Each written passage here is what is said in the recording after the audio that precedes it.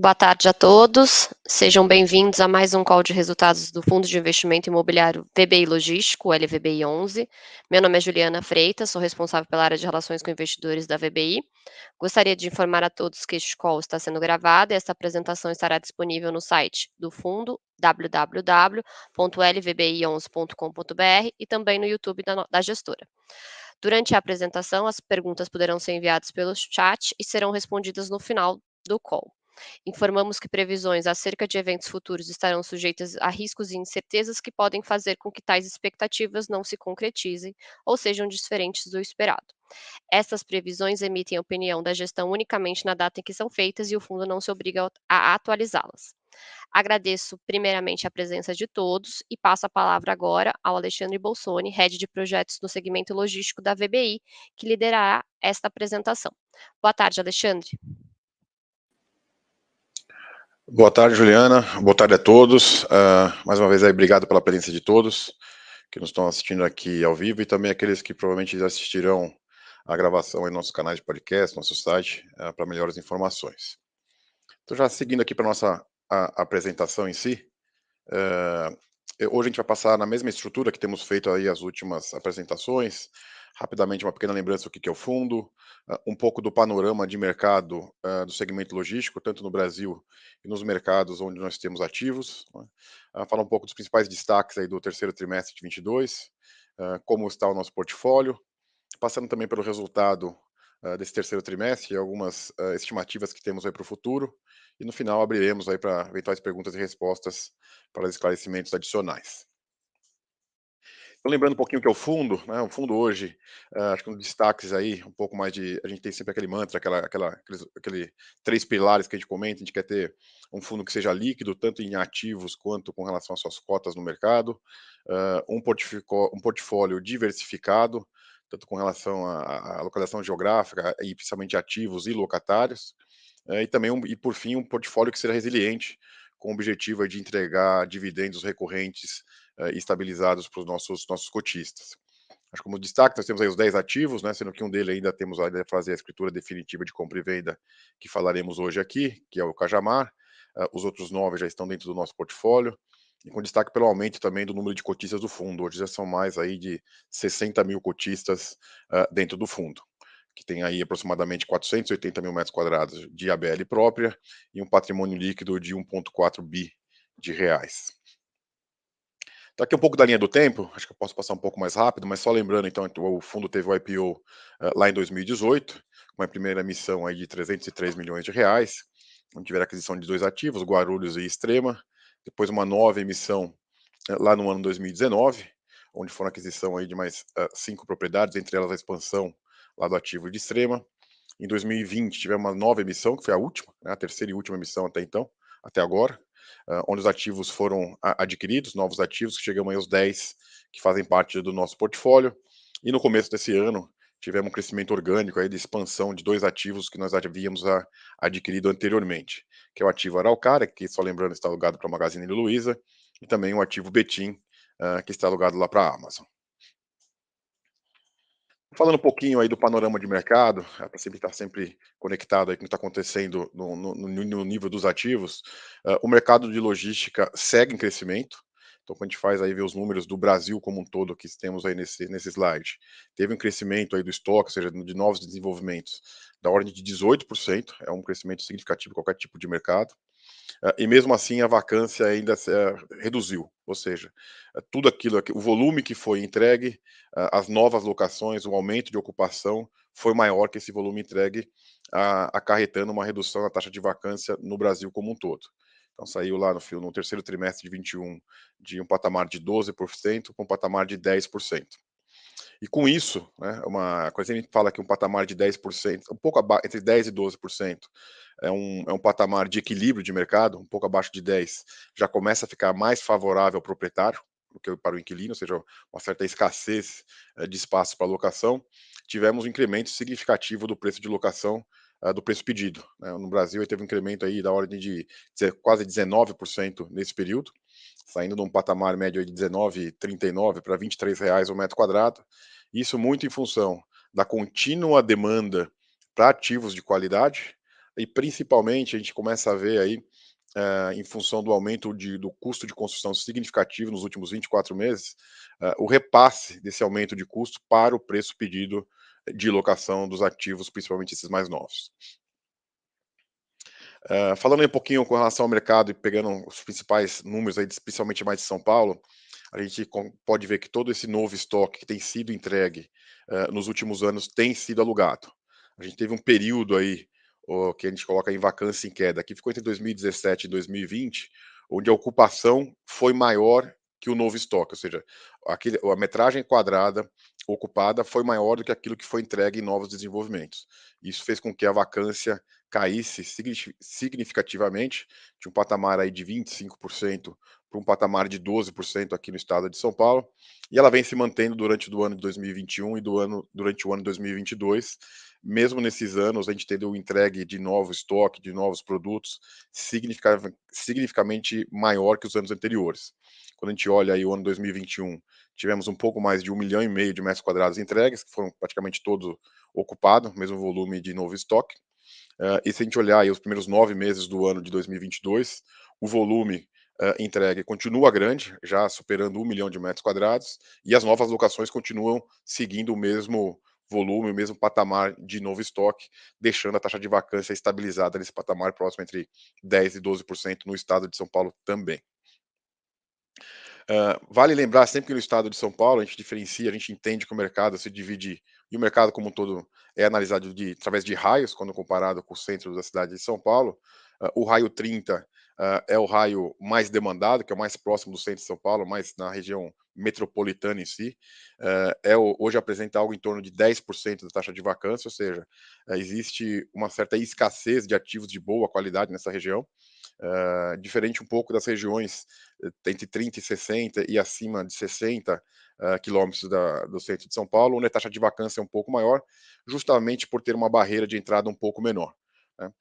Dentro da nossa estratégia, todo o portfólio do LVBI está localizado no raio 30, como eu disse aqui anteriormente, é onde tem a taxa de vacância menor, porque basicamente existe uma maior demanda de ativos nessa região, em função do last mile, que é a necessidade de entrega rápida no segmento logístico para o cliente final, né, e uma restrição maior para o desenvolvimento de novos ativos em função de uma escassez de terrenos para desenvolvimento de ativos logísticos.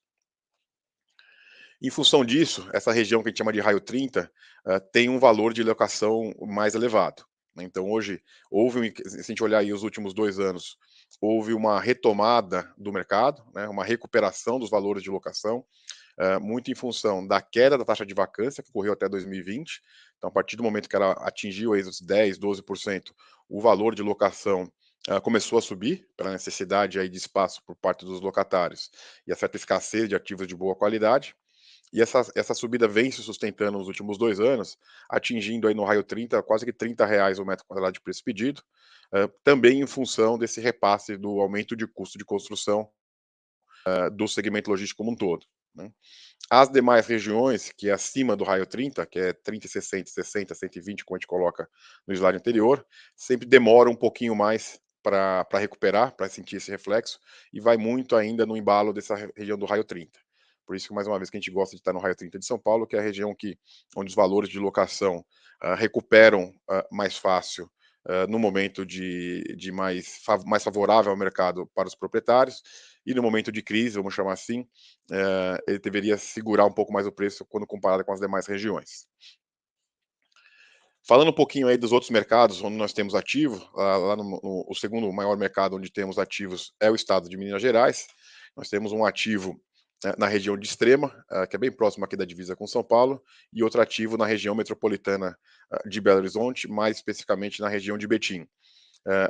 No estado de Minas Gerais, a taxa de vacância é muito baixa. Né? Quando a gente olha em Extrema, que tem um estoque relativamente grande, de 1 milhão de metros quadrados, já é um polo logístico bem consolidado, a taxa de vacância é de 2%, então, assim, a manutenção do preço lá é ok, a gente consegue repassar o reajuste anual pela inflação para os locatários, a gente não tem tido problema de relocar os espaços lá que foram desocupados por um motivo ou outro, ou seja, estamos muito bem posicionados nesse mercado, e o mesmo acontece na região metropolitana de Belo Horizonte, onde basicamente o mercado está concentrado aí em 2 cidades, Contagem e Betim, que tem aí uma taxa de vacância também muito baixa, né, ou seja, a gente tem ativos, em um mercado onde a taxa de vacância é baixa, temos uma proteção aí com relação aos nossos valores de locação, que se mostraram também uma recuperação, grande aí nos últimos anos, principalmente na região metropolitana, de Belo Horizonte, que vinha sofrendo um pouco mais há uns 3, 4, 5 anos atrás, e hoje os melhores tem um preço médio no patamar de R$ 23 o metro quadrado, mas os melhores ativos, os mais próximos da região da cidade de Belo Horizonte, já se fala em valores acima de R$ 25 o metro quadrado para esses ativos mais bem localizados, com relação aos demais da região metropolitana como um todo. Seguindo aqui para o estado do Paraná, na região metropolitana de Curitiba, onde temos o ativo Araucária, que está alugado para a Magazine Luiza, também tem hoje uma taxa de vacância abaixo dos 10%, está no patamar de 7,9%, ou seja, também temos uma posição mais favorável hoje ao proprietário do que ao locatário. Não existe grandes áreas disponíveis de ativos de qualidade, até o grande inquilino que vai procurar alguma área disponível hoje na região metropolitana de Curitiba vai ter um pouco mais de dificuldade. E hoje o valor de locação lá está no patamar de R$ 20 o metro quadrado e também vem mostrando uma recuperação. Os ativos recém-desenvolvidos lá na região já falam em preço pedido muito mais próximos de R$ 25 o metro quadrado do que a média aí dos R$ 20 o metro quadrado. E por fim, o estado da Bahia, onde temos o ativo Aratu, também apresenta taxa de vacância baixa, abaixo aí dos 10%, patamar de 7%. Vale salientar que ele tem um estoque relativamente pequeno, um pouco mais de 1 milhão de metros quadrados de estoque de condomínios logísticos, que é basicamente o tamanho do mercado de extrema, né? É um mercado que se vem desenvolvendo muito, mas todo o estoque de qualidade que vem sendo desenvolvido lá tem sido alugado, né? Em função dessa escassez de ativos de boa qualidade, os valores estão um pouco mais elevados quando comparado com outros mercados, um preço médio aí no patamar de R$ 25 o metro quadrado e vem se mantendo, né? Vale salientar que teve uma redução aí da taxa de vacância do mercado como um todo, porque tinha um ativo que foi desenvolvido aí no final do ano passado que foi alugado, o seu espaço foi alugado e reduziu bastante, principalmente no município de Salvador, onde tínhamos uma vacância maior aí nos últimos trimestres. Então, com esse patamar, com esse panorama aí do mercado como um todo, vamos entrar aqui no fundo, os detalhes um pouco mais com relação ao que aconteceu no fundo no terceiro trimestre, né? Acho que como destaque principal nesse terceiro trimestre, tivemos o Habite do ativo Cajamar. Lembrando que o ativo Cajamar foi um ativo que foi adquirido em construção, em desenvolvimento, no terceiro trimestre do ano passado, né? Nós fizemos um pagamento da metade do preço acordado na época a título de sinal, e estamos aguardando o desmembramento de uma matrícula maior para a obtenção da matrícula individualizada do nosso galpão para que a escritura seja lavrada. O Habite foi emitido, como a gente falou, aí, em agosto de 22, e a escritura atrasou um pouco mais do que esperado, e hoje a expectativa é que ela ocorra ao final do primeiro trimestre de 2023. O pagamento do saldo do preço será através do instrumento de alavancagem, de uma dívida que o fundo vai estruturar. Isso já vem sendo discutido por nós há um bom tempo, até em função desse um pouco desse atraso. O fundo não vem sendo prejudicado, vamos chamar assim, com relação a esse atraso, tem até algumas penalidades que o fundo vem recebendo do vendedor em função desse atraso. E vale também lembrar que esse ativo que ainda está vago, já estamos trabalhando na alocação dele, e ele ainda possui 12 meses de renda mínima garantida a contar da data da escritura. Então, em a escritura acontecendo na data estimada por nós hoje, que seria o final do primeiro trimestre de 2023, teríamos ainda uma renda mínima garantida, caso esse imóvel não seja alugado até lá, até o final do primeiro trimestre de 2024. Ou seja, não esperamos nenhum impacto financeiro na receita imobiliária desse fundo até pelo menos o final do primeiro trimestre de 2024. Entrando então um pouco no nosso portfólio, não tivemos grandes alterações. Como falei, temos os 10 ativos aí que já a grande maioria dos nossos cotistas já conhece. Eles estão divididos aí em 4 estados, como eu já comentei, né? A gente tem uma concentração maior que faz parte da nossa estratégia no que a gente chama no raio 30 de São Paulo, que é a região mais demandada do país e onde tem uma maior barreira de entrada para novos ativos. Então, a expectativa é que a gente mantenha pelo menos esses 40%, e pensando no crescimento do fundo futuro, a ideia seria continuar fazendo aquisições em ativos nessa região. E aí, o restante do nosso portfólio, algo em torno de 58%, dividido em 4 diferentes regiões. A maior delas ainda é Extrema, que é um único ativo. Vale lembrar que o ativo de Extrema, gerencialmente, internamente, a gente considera até como 2 ativos, porque metade dele, basicamente, é um BTS Panbev, que vai até o final do ano de 2029, então seja, tem bastante resiliência nesse ativo e nesse contrato também. E os 3 outros ativos estão localizados na região de Salvador, Curitiba, e Belo Horizonte, que são 3 ativos diferentes, mas também bem locados, muito boa qualidade e também resilientes com relação aos seus contratos de locação, os seus locatários e principalmente na qualidade técnica desses ativos. Falando um pouco ainda da carteira de ativos, também sem grande alteração. Nosso maior ativo, como eu disse, ainda em Extrema, em termos de percentual de receita. A gente já começa a ver uma diversificação maior dos nossos ativos em função desse último follow-on, já que faz 2 anos, e principalmente uma diversificação com relação aos inquilinos, ou seja, nosso grau de risco aí com relação aos locatários é bem diversificado, e os maiores locatários são de um grau de risco bastante baixo, uma nota de crédito relativamente alta, que a gente pode comentar os principais aí, Amazon, DHL, Ambev e Magazine Luiza, ou seja, são locatários aí com baixo risco de crédito, né. Com relação o segmento dos locatários, não tem como fugir, um pouco mais de 2/3 vai estar sempre no segmento de logística, que são os operadores logísticos, e aí a parte de e-commerce e a parte de varejo vão sempre predominar.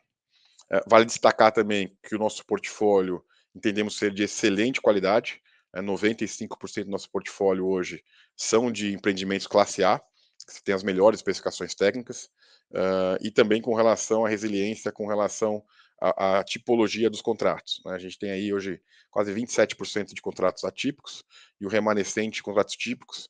Lembrando que a gente tem uma certa previsibilidade aí que a gente gosta de ter nos contratos, nos contratos típicos, de algo em torno de 1 ano, que varia sempre algo em torno de 6 meses de aviso prévio, 6 meses de multa em caso de rescisão antecipada, ou seja, a gente consegue ter uma resiliência no nosso contrato, no nosso portfólio com isso também. Por fim, vale só comentar que a gente vê já uma quase que a igualdade entre GPM e IPCA, então os inquilinos têm preferido um pouco mais IPCA em função da disparada do IGPM dos últimos anos. A gente não quer ficar operando aí com índice, então hoje está bem balanceado entre IGPM e IPCA no nosso portfólio. Com relação aos vencimentos dos contratos de locação, 90% dos nossos contratos vencem a partir de 2024, né. A gente tem um prazo médio remanescente superior a 5 anos, e é que a gente fala da previsibilidade, da resiliência do nosso portfólio. Um exercício que a gente faz aqui, se por acaso, um caso meio absurdo, se todos os inquilinos quisessem rescindir hoje o contrato, teríamos ainda 2,3 anos de recebimento de aluguel, seja em função de aviso prévio a serem cumpridos, seja em função do recebimento de multa por rescisão antecipada, né. Esses 10% que a gente tem de 2023, parte deles a gente já está trabalhando na renovação, né, e está esses 10% estão bem pulverizados. A nossa expectativa é que quase que todos eles hoje sejam renovados, a gente não perca nenhum inquilino desses contratos que estão por vencer ainda em 2023. Mas até lá temos que renovar esse contrato. Como eu disse, alguns deles, acho que quase já metade, já estamos em tratativas para renovação. Com relação aí, acho que é um ponto importante também a taxa de vacância do nosso portfólio. É um portfólio que vem apresentando uma taxa de vacância baixa, seja a taxa de vacância física, seja uma taxa de vacância financeira, mesmo a gente tendo adquiridos aí ativos vagos na aquisição, né. Então a gente teve alguns ativos que foram adquiridos que estavam vagos, na data da escritura de compra e venda, e também tivemos algumas saídas, já aí no começo de 2021, não esperadas. Então a gente conseguiu repor esses inquilinos, de forma que a taxa de vacância física do fundo, média desde o início, é de 3%, bem abaixo do mercado quando comparamos com o mercado geral, e a vacância financeira é algo em torno de 1%. Isso em função dos instrumentos negociados quando da aquisição dos ativos com os vendedores.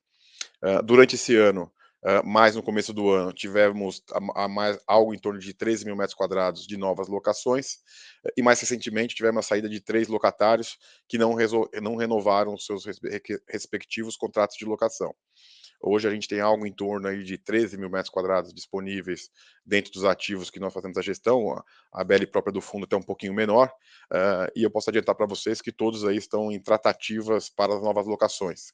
A gente tivemos essa saída aí ao longo dos últimos 2 ou 3 meses, mas estamos aí em tratativas com diferentes locatários para esses espaços, e a nossa expectativa é que essa taxa de vacância seja reduzida aí, já no começo do ano de 2023. Acho que um outro ponto aí que vale também comentar, acho que é um pouco com relação à cota, no mercado secundário, a gente tem hoje de novo aí um desconto, de algo em torno de 12%, na cota do secundário com relação ao valor patrimonial, que, no nosso entendimento, possibilita uma aquisição, de ativos de maneira indireta, ou seja, através do fundo, por um valor abaixo que seria o custo de reposição. Ou seja, é possível comprar ativos com essa qualidade, com esse tipo de inquilino, com essa tipologia de contrato, algo em torno de 12% do valor que custaria para construir os mesmos ativos novamente. Ou seja, hoje o mercado secundário tem um desconto comparado com o patrimonial, da ordem de 12%, e o valor patrimonial hoje do nosso portfólio é praticamente médio, é praticamente o mesmo do custo de reposição. Ou seja, se a gente fosse comprar os mesmos terrenos que são proprietários hoje, fazer toda a parte de topografia, terraplanagem, acesso, construção, a gente teria algo em torno de R$ 3.300 o metro quadrado médio, que é o valor médio do nosso patrimônio líquido dos nossos ativos hoje. Então, entendemos hoje que o mercado, no mínimo, está dando um desconto em cima daquilo que custa para construir esses ativos novamente. Aqui entrando um pouquinho então na parte de resultados do trimestre, né? Basicamente a gente apresenta aqui o resultado do terceiro trimestre, já do primeiro mês do quarto trimestre, que foi o mês caixa de novembro, competência outubro. Vale destacar aí que o lucro líquido médio, ou seja, o resultado que o fundo teve foi aproximadamente 79 centavos por cota, e a gente aí preservando um pouco mais o caixa, recompondo o caixa do fundo, distribuímos aí o patamar de 75 centavos por cota no terceiro trimestre de 22 e já no primeiro mês do quarto trimestre. Isso foi muito em função aí de uma receita imobiliária estabilizada, né, de algo em torno de R$ 1,01 por cota. A gente tem as despesas totais do fundo no patamar aí de 11 centavos por cota, médio, e um resultado financeiro num patamar de 12 centavos por cota. Então, quando a gente faz a receita imobiliária, menos a despesa, menos o resultado financeiro líquido, a gente chegou no terceiro trimestre num resultado médio de 79 centavos, e a gente, dentro do limite de 5% de retenção, acabamos distribuindo aí os 75 centavos por cota que a gente vem distribuindo.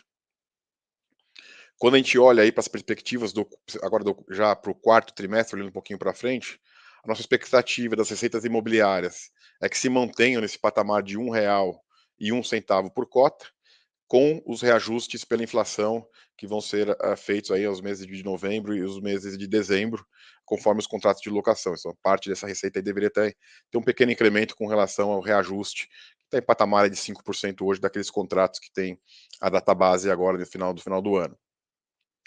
Com relação ao resultado financeiro e as despesas totais, a gente tem algo em torno de 13% de resultado financeiro negativo em função dos juros que estamos pagando, os instrumentos de alavancagem, e as despesas totais também não tem muita variação, no patamar de 11, né. Vale só lembrar que como a nossa dívida em CDI, a expectativa é que o CDI, taxa Selic não suba mais, esse resultado financeiro deve se manter estável aí no patamar de 13 centavos por cota. Com isso, a expectativa é que o fundo tenha um resultado algo em torno de 77, 78 centavos para esses 2 próximos meses, e a expectativa é que a gente mantenha, então, em função desse resultado, a distribuição de rendimentos nesse patamar de 75 centavos por cota, para o final do ano, de 2022. Olhando um pouco ainda para frente, né, se a gente vê a movimentação de caixa prevista para o fundo, aí já para os próximos 12 meses, hoje o fundo, na verdade até o final do mês de outubro, aí a gente tinha um caixa de aproximadamente R$ 54 milhões, com as entradas e saídas previstas para os próximos meses, para os próximos 12 meses, me desculpe, a gente chegaria aí com R$ 25 milhões em caixa ao final do terceiro trimestre de 23.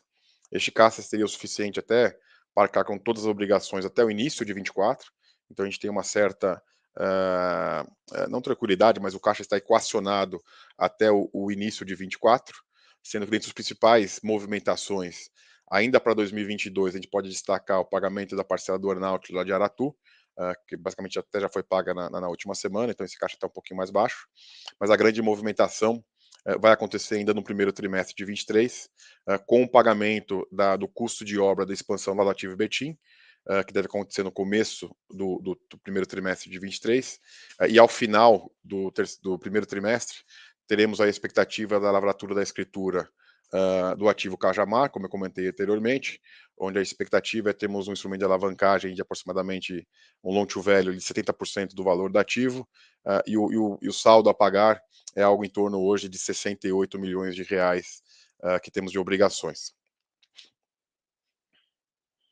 E quando a gente olha aqui para finalizar somente com relação às perspectivas já para o primeiro trimestre de 2023, uma vez a gente está no meio do mês já de dezembro, nossos principais desafios aí primeiro trimestre seriam a manutenção da baixa taxa de vacância. A gente não tem nenhuma saída prevista aí para o primeiro trimestre de 23. A gente tem um pequeno contrato de investimento que já está em tratativa para renovação. E o nosso grande desafio aí é fazer a redução, apesar de ainda baixa a taxa de vacância hoje algo em torno de 2%, a gente quer baixar ela ainda mais, a ideia é tender isso a zero, né? Nossa expectativa aí nos próximos meses é reduzir realmente essa vacância, se não a zero, mas muito próximo do zero. E mais para o final do trimestre, a expectativa, como eu coloquei, é fazer a alavancagem em si e a escrituração do ativo Cajamar, de forma que o fundo fique estabilizado de forma definitiva com essa aquisição. Acho que aqui a gente encerra, então, a parte da apresentação, e aí a gente abre para as eventuais perguntas e respostas que que vocês que nos acompanham neste momento possam ter.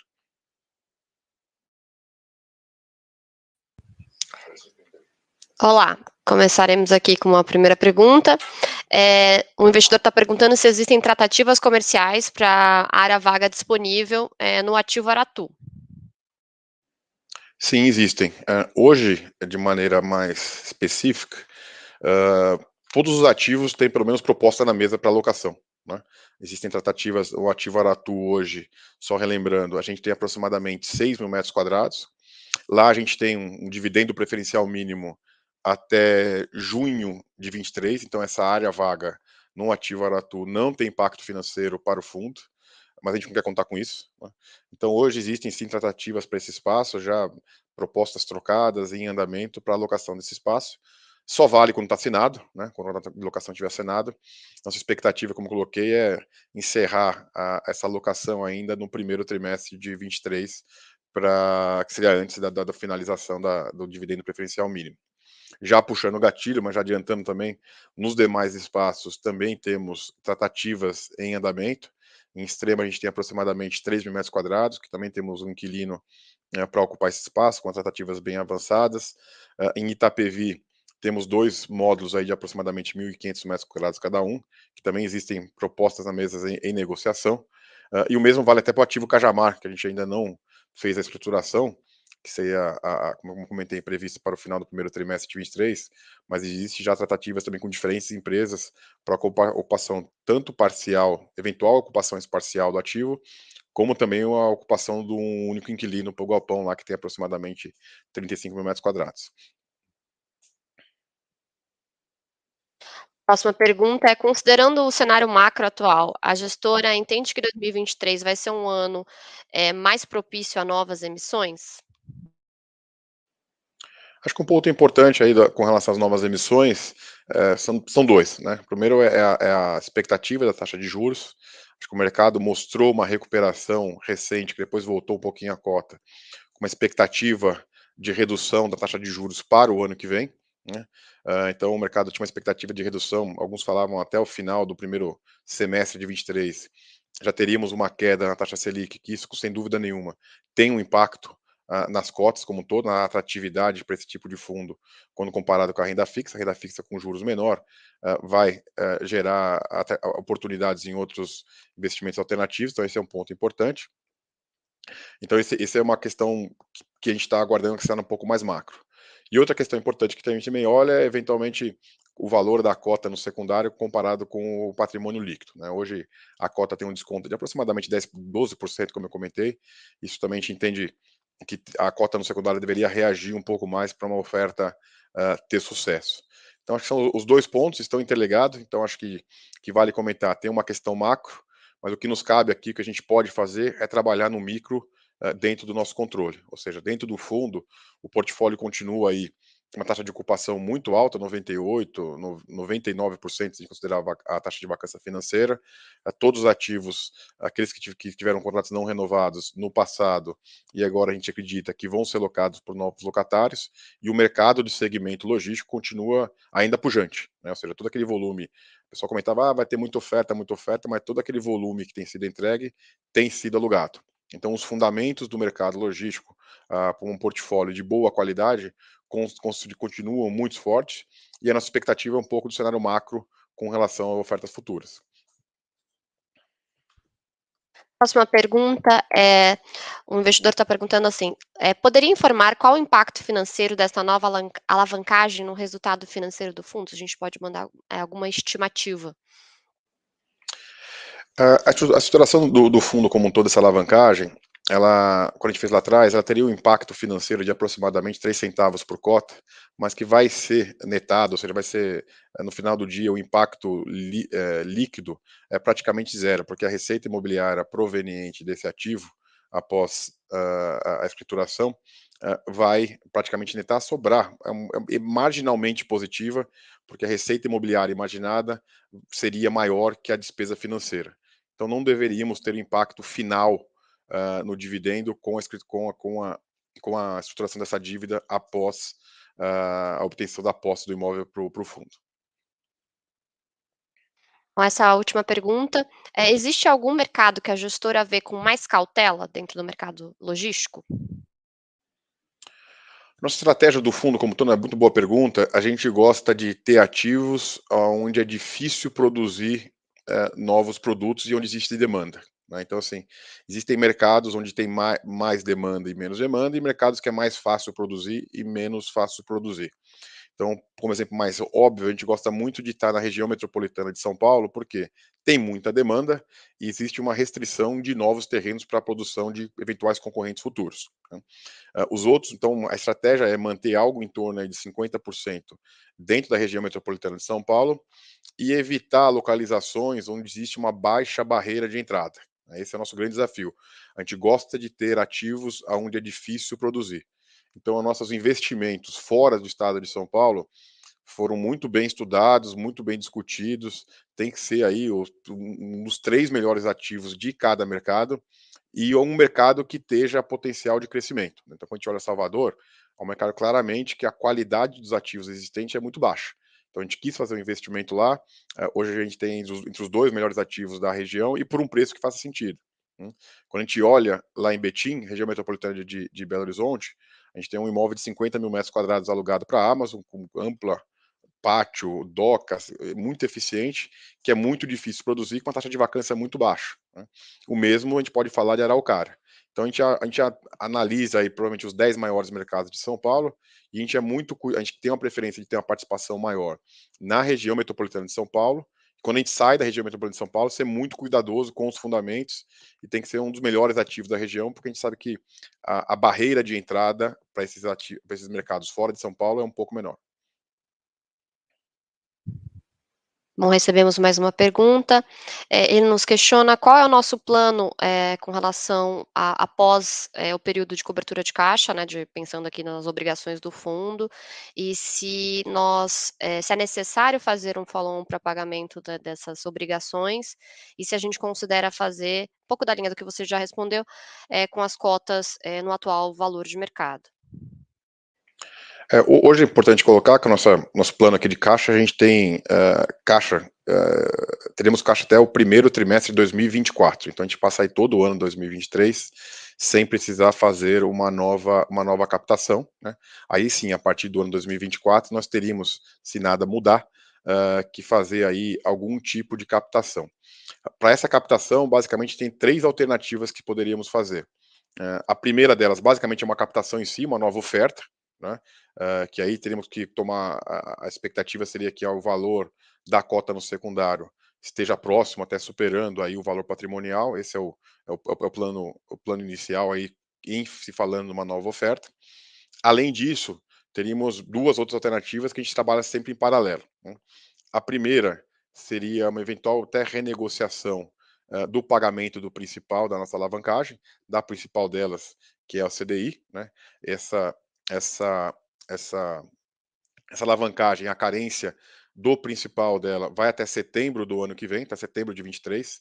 Então, até lá nós poderíamos renegociar com o credor eventual postergação do pagamento do principal. Isso já foi feito no ano passado. E como é um único credor, é um pouquinho mais fácil de discutir e trabalhar isso com ele, né? E uma outra alternativa que a gente também não descarta é uma eventual reciclagem dos ativos, né? Não é uma obrigação, não precisamos vender, só vamos vender, só venderíamos algum ativo se entendemos que temos uma boa proposta na mesa e que gere resultado para o fundo, né? Então são as 3 frentes de trabalho que temos, né?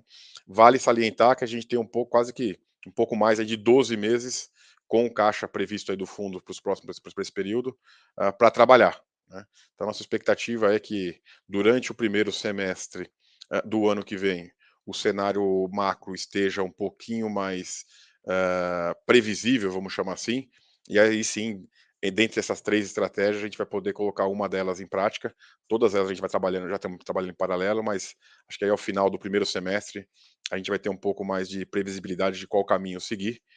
Mas como eu disse, as 3 trabalhando em paralelo desde já, e essa eventual necessidade seria só para o início do ano de 2024.